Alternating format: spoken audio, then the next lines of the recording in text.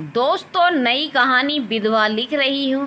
Creators के अंतर्गत आज भी इस तरह के अत्याचार देखने को मिल ही जाते हैं, खासकर गांव देहात में ज़्यादा। आखिर एक स्त्री का पति मर जाता है तो इसमें उस स्त्री का क्या दोष है? क्यों ये समाज के ठेकेदार उस विधवा को ही विधवा की दृष्टि से देखते हैं? क्यों समाज की यही स्त्रियां कहती हैं, एक विधवा का सुबह सुबह मुंह देख लिया, इसमें उस बेचारी का गुनाह क्या है? वो तो अपना घर छोड़कर दूसरे के घर में ब्याह कर जाती है और नौकरों की तरह बेचारी दिन भर काम में लगी रहती है। क्यों नहीं विधवा को जीने का अधिकार दिया जाता है? आखिर उसका गुनाह क्या होता है? क्या वो प्यार नहीं कर सकती? क्या वो नई जिंदगी नहीं जी सकती? इस विधवा पर इतनी पाबंदियां क्यों? आखिर और भी बहुत से सवाल और उनके जवाब इस कहानी में आपको मिलेंगे। आशा करती हूँ अपना स्नेह एवं आशीर्वाद यूं ही बनाए रखेंगे। अरे करमजली खा गई ना मेरे बेटे को, पता नहीं किस घड़ी में शादी का मुहूर्त देखा था। तेरा बाप तो कह रहा था मैं शादी का कुंडली दोनों की बहुत अच्छी है। हरामजादी, चल निकल मेरे घर से बाहर। और निर्मल की माँ शीतल के बालों को पकड़कर खींचने लगी। शीतल बेचारी रो बिलख रही थी, बट बुढ़िया पर कोई असर नहीं पड़ रहा था। वो यथावत शीतल के बालों को खींचकर उसे अपने घर से बाहर भागा रही थी। सामने निर्मल की लाश पड़ी हुई थी। शीतल लाश से लिपटकर रो रही थी, लेकिन क्या मजाल जो शीतल की सास पर कोई फर्क पड़ता और गांव की औरतें तमाशा देखने में मशगूल थीं। तभी गांव की देव की चाची कहती हैं, हम पहले ही कहा था जीजी, तुम्हार बहू के लक्षण ठीक नहीं और ये मंगली है। इस पर कोई ध्यान ही नहीं दे रहा था। उस समय तो आपको दहेज में मोटरसाइकिल दे रहा था, वो दिख रहा था। अब भूख तो खो दिया ना अपना बिटवे को, अब रोती रहना जिंदगी भर। निर्मल की माँ दहाड़े मार के रो रही थी और शीतल को मारते हुए ताने भी दिए जा रही थी, लेकिन शीतल तो बेचारी बेसुध होकर अपने पति की लाश से लिपटी हुई थी। छोड़ कमीनी, हमार बिटवा को हम कम से कम उसका अगला जन्म तो सही से होने दे। इतना बोलकर निर्मल की माँ शीतल के बालों को खींचकर उसे वहाँ से उठा देती है और धक्के मारकर आंगन से मुख्य द्वार की तरफ लेकर चल देती है। शीतल को ये भी पता नहीं था क्या हो रहा था उसके साथ, बस उसकी आंखों से आंसू निकल रहे थे। बेचारी की आवाज़ भी नहीं निकल रही थी, बस दर्द के एहसास को आंसुओं में डुबो रही थी। एहसास जब निर्मल की माँ दरवाजे के करीब लेकर पहुँचती है तो शीतल बेहोश होकर गिर जाती है। सास उसके पेट पर लात मारकर वापस निर्मल की लाश के करीब आके रोने लगती है।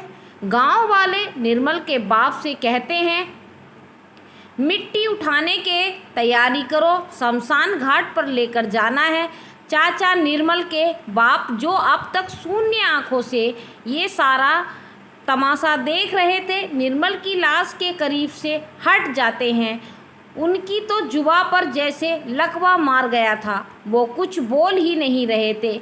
गांव वाले निर्मल की लाश को फरकी में बांध देते हैं और निर्मल के बाप एक घड़े में जलती हुई लकड़ी डाल देते हैं और निर्मल की लाश के आगे आगे चल देते हैं।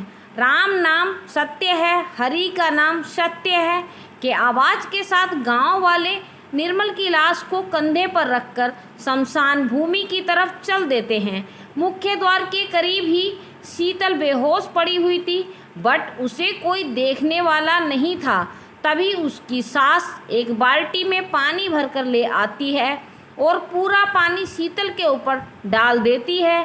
तभी अचानक ये कहानी पूर्णतः काल्पनिक है। इस कहानी के किसी स्थान, किसी नाम आदि से कोई लेना देना नहीं है। मिलने पर मात्र संयोग ही होगा। शीतल यूं ही जमीन पर पड़ी हुई थी बेसुध होकर। उसकी सास एक बाल्टी पानी भरकर ले आती है और पूरा का पूरा पानी शीतल पर उड़ेल कर कहती है, एक तो हमार बेटा खा गई, उसके बावजूद सो रही है। उठ हराम की जनी, शीतल बेचारी चुपचाप उठकर अपने कमरे में जाकर बिस्तर पर लेट जाती है और निर्मल के लिए सिसक सिसक कर रो रही थी। वो निर्मल जो कभी वापस लौटकर आने वाला नहीं था। पूरा घर गम के माहौल में डूबा हुआ था। शीतल की सास शीतल को ही इन सबके लिए दोषी मान रही थी। उसका अत्याचार शीतल पर ही टूट पड़ा था। ये तो कहिए देव की चाची चली आई थी। शीतल की सास देव की चाची के कंधे पर सिर रखकर रो रही थी और शीतल को जली कटी सुना रही थी। हालांकि देव की चाची भी विधवा थी, लेकिन मजाल है जो शीतल के लिए दो शब्द सहानुभूति के बोल दे वो, और आग में घी डालने आई थी। और एक औरत ही औरत की दुश्मन थी। आज वो कहावत सत्य चरितार्थ हो रही थी। देव की चाची, तुमको कल्याणी पहले ही कहा था इस लड़की से शादी मत करो, लेकिन तुम्हें तो बस उस समय लड़के की जिद दिखाई दे रही थी और दहेज में मोटरसाइकिल दिखाई दे रही थी। देख ले वे, बात नहीं मानी, उसी का नतीजा हो गया। और हमको तो पहले ही तुम्हार बहू मंगली लग रही थी। ना मानो तो उसकी कुंडली पंडित को दिखा ले। खैर निर्मल तो बेचारा इस दुनिया को छोड़कर चला गया। अब अपन बहू की शक्ल रोज देखकर घुट घुट कर जीना बहुत सुंदर है ना। काहे से कि कल्याण बस जीजी तेरहवीं बीत जाए, उसके बाद अपन घर से निकाल देंगे उसको। नई नवेली बहू है, गांव के लड़कों के साथ मुंह काला करेगी। इससे पहले ही हम फैसला कर चुके हैं, भगा देंगे इसको। देव की चाची सिर मुंडवाकर भगाना, उसको कोई देखे भी तो थूक कर निकल जाए उस पर, और सफ़ेद धोती पहनाना उसको, और खाने में भी नमक रोटी, बस इसके अलावा और कुछ नहीं। और एक बात याद रखना, घर से ज़रूर भगा देना। वैसे भी विधवा का मुंह देखना अशुभ माना जाता है। अभी है कहाँ महारानी कल्याणी गई है। अपन कमरे में पानी डालकर तो उठाया उसको, हरामजादी जमीन पर सोई हुई थी। बड़ी ड्रामेबाज औरत है। अब तो रोज़ उसकी क्लास लेंगे, जीना दुर्भर कर देंगे उसका। जीजी हमारे बेटे को, खाने वाली को हम ऐसे नहीं छोड़ देंगे। देव की चाची, वो तो सब ठीक है, लेकिन इसके लिए ज़मीन पर एक चटाई दे देना। ज़मीन पर ही अब सुलाना इसको। कोई पलंग गद्दा मत देना, सारा ठाट बाट उसका छीन लेना, नहीं तो पलंग पर सोएगी तो उसके भी मन में अरमान जागेंगे और मुंह काला करेगी। कल्याणी जीजी, उसका शकल भी नहीं देखना चाहते हम तो, और ऐसी नौबत नहीं आने देंगे। उससे पहले ही घर से भगा देंगे उसको। कितना ध्यान रखता था निर्मल हम दोनों। मियाँ बीवी का पता नहीं कहाँ से चुड़ैल आ गई, आपन प्रेम जाल में फंसाकर हमार बिटवा को मार दिया। डायन हरामजादी जी तो कर रहा है, अभी ही जाके कूटे इसको। देव की चाची, अभी कुछ मत कहना, बस 2-4 दिन बाद अपना उग्र रूप धारण करो। इतना ध्यान रखना उसका सुबेर सुबेर शकल मत देखना, नहीं तो उसकी कुदृष्टि तुमको भी डूबेगी। देव की चाची कल्याणी उर्फ शीतल की सास के दिमाग में जहर घोल चुकी थी। कल्याणी को अब शीतल बिल्कुल नहीं सुहा रही थी। बस शीतल की सास लड़के के गम में गमजदा थी। फिर भी देव की चाची के उकसावे में आ चुकी थी। शीतल तो बेचारी वैसे भी पागलों तरह बेसुध थी। उसे अपने शरीर की सुध भी नहीं थी। रो रो कर उसका बुरा हाल था। उसकी आंखें सूजकर बहुत बड़ी हो चुकी थी।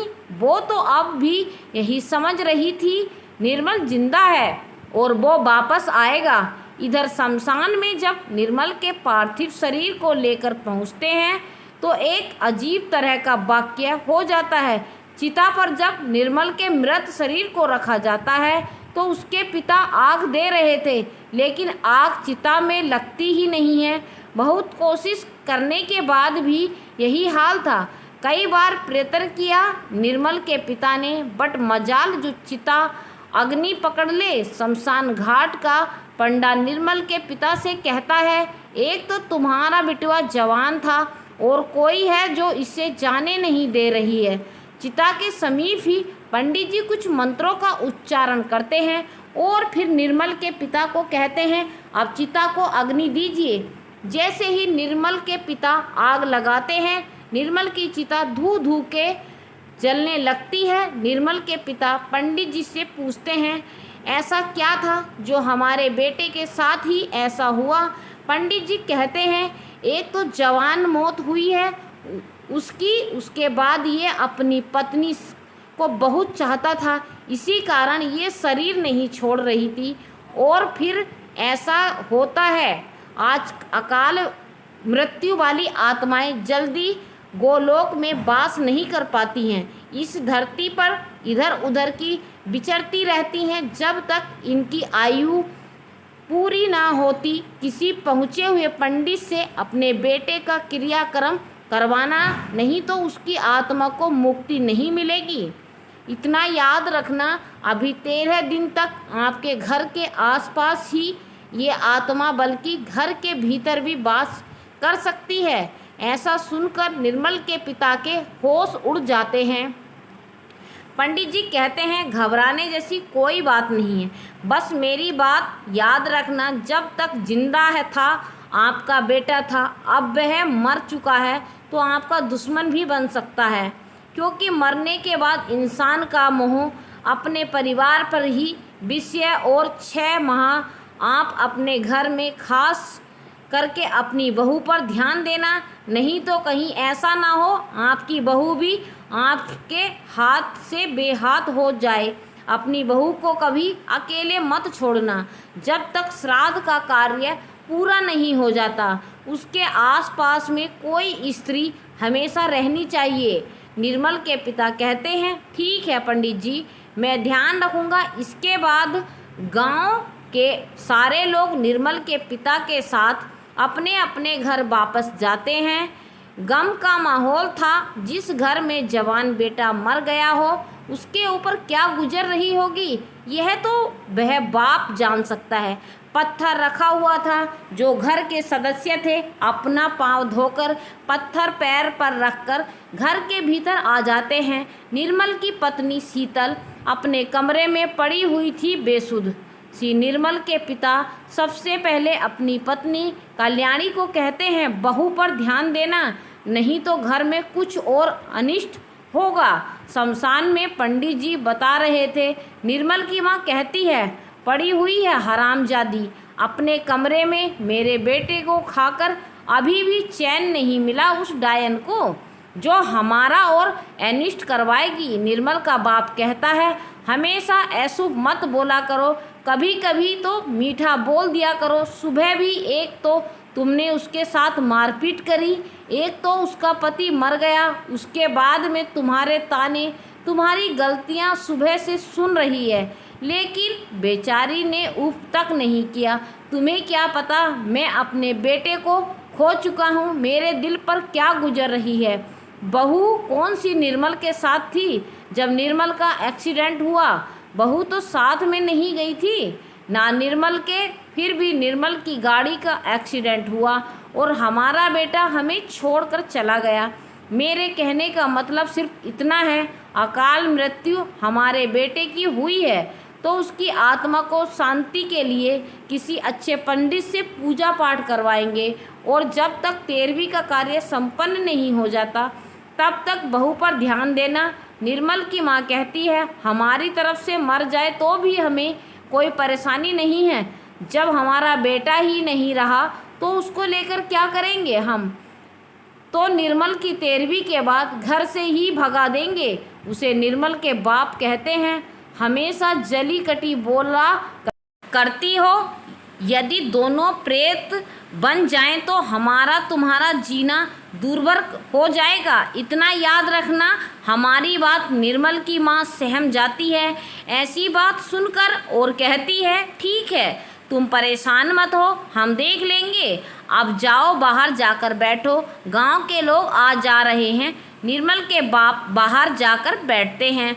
दूसरे गांव के लोग भी इनके घर पर आ जाते हैं। निर्मल के लिए सारे दुखी थे। इधर शीतल अपने कमरे में जमीन पर बैठी हुई सिसक सिसक कर रो रही थी। उसकी सास आंसू रुक नहीं रहे थे। उसके घर से भी अब तक कोई नहीं आया था। शीतल की सास ताने मारने लगी। तभी शीतल की सास कमरे के भीतर आती है और शीतल से कहती है, मेरा बेटा तो हमें छोड़कर चला गया, अब तुम अपना ध्यान रखना, रो रो कर बीमार मत पड़ जाना कि हम तुम्हारी दवा करवाते हैं। और तुम मेरे लिए डायन ही निकली। तुम्हारे कर्म और तुम्हारा भाग फूटा हुआ है, नहीं तो हमारा बेटा हमको छोड़कर कभी नहीं जाता। एक पल को भी हमारे बेटे को सुकून नहीं था। शीतल बेचारी कोई जवाब नहीं देती है और उसका रोना सिसकियों में तब्दील हो जाता है। आज उसकी मांग सुर्ख लाल की जगह सूनी मांग थी। कल्याणी की नज़र जैसे ही उसकी मांग पर पड़ी है, सिंदूर के कुछ अंश शीतल की मांग पर दिखाई दे रहे थे। एक कपड़ा लेकर कल्याणी उसका मांग साफ करती है और जब लाल सुर्ख सिंदूर का रंग नहीं साफ होता है तो थप्पड़ मारकर कहती है, जा गुसल खाने में अपना माथा साफ करके आ। बेटा हमारा रहा नहीं, फिर भी अभी तक तेरे मांग चमक रही है। शीतल कोई जवाब नहीं देती है, चुपचाप गुसल खाने में जाकर अपनी मांग धोती है। लेकिन ये 7 जन्मों तलाक रिश्ता निभाने की निशानी थी, जो साबुन और सिर्फ से साफ होने वाला नहीं था। बस यूं ही दिन बीत जाता है। शाम को गांव की कुछ स्त्रियां निर्मल के घर पर खाना लेकर आती हैं। निर्मल की मां कल्याणी आंगन में ही बैठी हुई थी। उनको अपने बेटे के जाने का गम तो था ही, मगर अपनी बहू को देखना नहीं चाहती थी। इसका मुख्य कारण देव की चाची थी।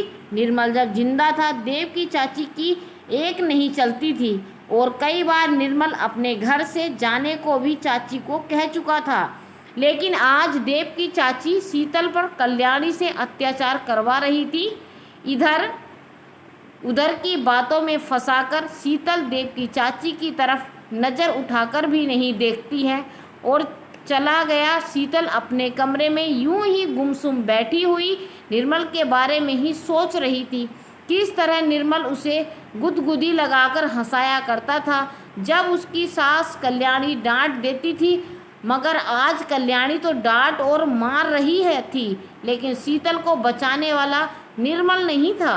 शीतल उन्हीं उधेड़-बुन में खोई हुई थी। उसे तो अपनी सुध ही ना थी। 2 दिन खाना खाए हुए हो गए थे, मगर मजाल है जो उसकी सास कल्याणी एक बार कह दे, बहू 2 रोटी खा ले। शीतल का इस घर में तो निर्मल ही सहारा था। उसी के कारण इस परिवार में शीतल को मान सम्मान मिलता था, वरना कल्याणी जी उसे देखना नहीं चाहती थी।